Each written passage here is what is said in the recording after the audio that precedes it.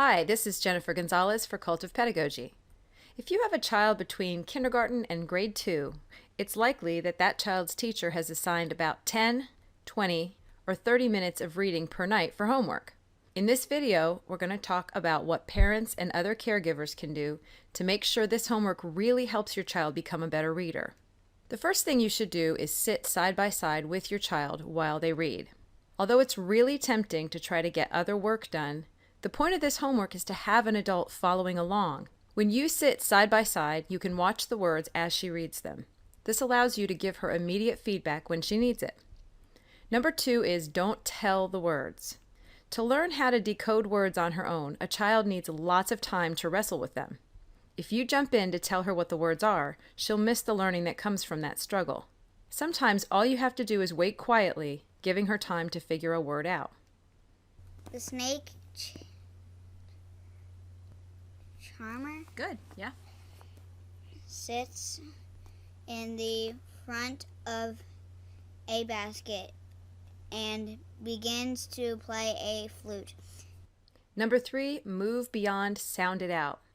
Just trying to sound out a word letter by letter is not the most effective way to figure out what the word is.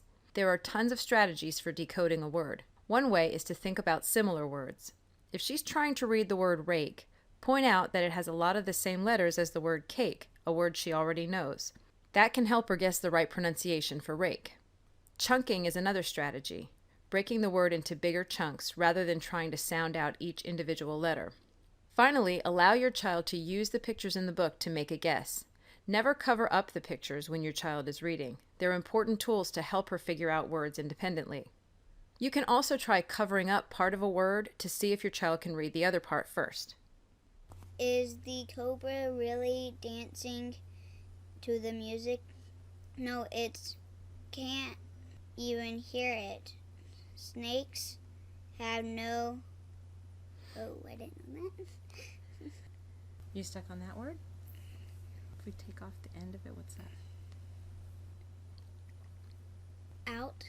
That's out, and then Outer. Good. Ears. Number 4, have your child reread some passages for fluency. If your child is merely sounding out individual words, she won't really get the meaning of a sentence. For the words to make sense together, they need to be read smoothly. So if your child takes a while to get through a particular sentence, have her go back and reread it so it makes more sense. A long time ago, sailors thought these meant that someone was going to die. Good. Now we kind of slowed down right there, so let's try to smooth this sentence out. A long time ago, sailors thought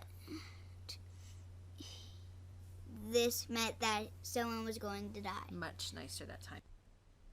Just be careful not to overdo it. Asking your child to repeat dozens of sentences in one session will drive her crazy. A few times is enough.